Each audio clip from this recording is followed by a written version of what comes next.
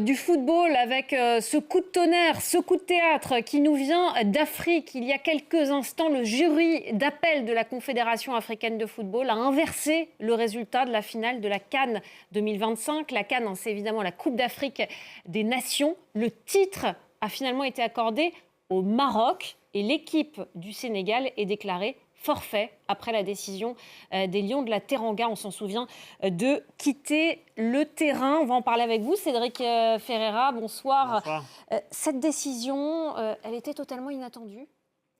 Elle ressemble toujours à un coup de tonnerre. Quand sur le terrain, on avait vu le Sénégal remporter la Coupe d'Afrique des Nations il y a 2 mois. Et quand plus de 2 mois après, c'est un tribunal qui donne la victoire au Maroc. Après, quand on lit le communiqué de la Confédération africaine de football aujourd'hui, qui se justifie sur cette décision, c'est difficile de contredire la CAF, qui a fait une application très stricte du règlement. Que s'est-il passé? C'est qu'en fait, après cette finale, le Maroc, qui avait donc perdu sur le terrain, a fait un appel auprès de la Confédération africaine du football en évoquant la violation des articles 82 et 84. Que disent ces articles? Je vais vous les détailler, c'est très rapide et très simple à comprendre.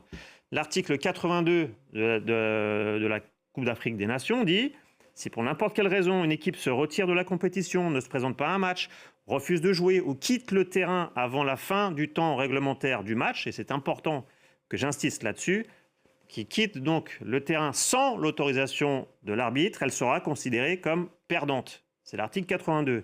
Et là, c'est ce qui s'est passé. C'est ce qui s'est passé, parce que si vous vous souvenez des images, effectivement, on se rappelle le contexte, on est en fin de rencontre, un partout, on est juste avant les prolongations, l'arbitre siffle un pénalty en faveur du Maroc, ce qui provoque la colère des Sénégalais, qui quittent le terrain.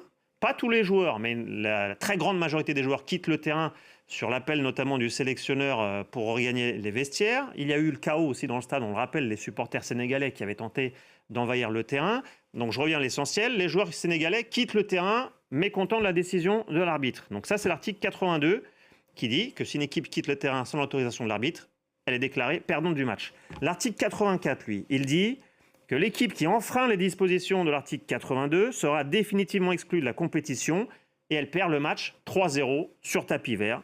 C'est donc pour ça que le jury d'appel a estimé que le Maroc a remporté cette rencontre 3-0 sur tapis vert. Donc le jury d'appel n'a fait qu'appliquer strictement le règlement de la Coupe d'Afrique des Nations en vertu des articles que je viens de vous citer. Mais pourquoi la décision met autant de temps à tomber?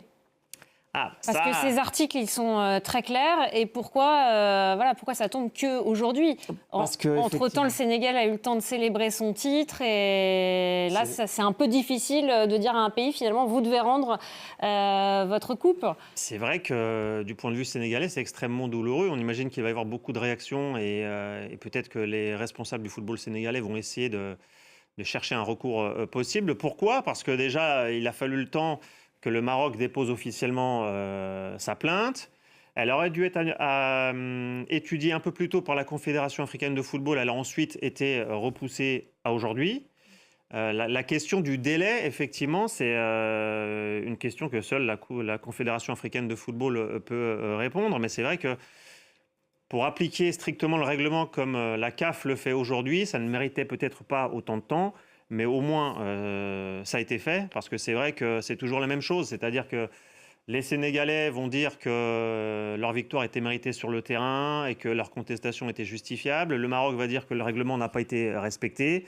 En tout cas, la Confédération africaine de football a assumé sa position et a appliqué strictement le règlement, qui fait donc que le Maroc a remporté 3-0 sur tapis vert cette finale. Maintenant, on imagine que les déclarations et les réactions vont s'enchaîner. Alors du côté marocain, j'imagine qu'on va se féliciter du stricte application du règlement de la Coupe d'Afrique des Nations. En revanche, du côté des Sénégalais, ils risquent d'avoir des protestations. Mais j'ai la décision de la Confédération africaine de football sous les yeux, qui est assez limpide, qui résume les éléments que je viens de vous rappeler et qui stipule bien que la réserve introduite par la Fédération royale marocaine de football est déclarée fondée et que donc la demande du Maroc a été acceptée et elle remporte donc la Coupe d'Afrique des Nations et que je rappelle encore un des éléments de cette décision de la CAF aujourd'hui, toutes les autres demandes ou conclusions sont rejetées. Donc voilà comment on en est arrivé à ce coup de tonnerre et le Maroc qui a donc remporté la CAN Et qui à a domicile. finalement remporté la CAN.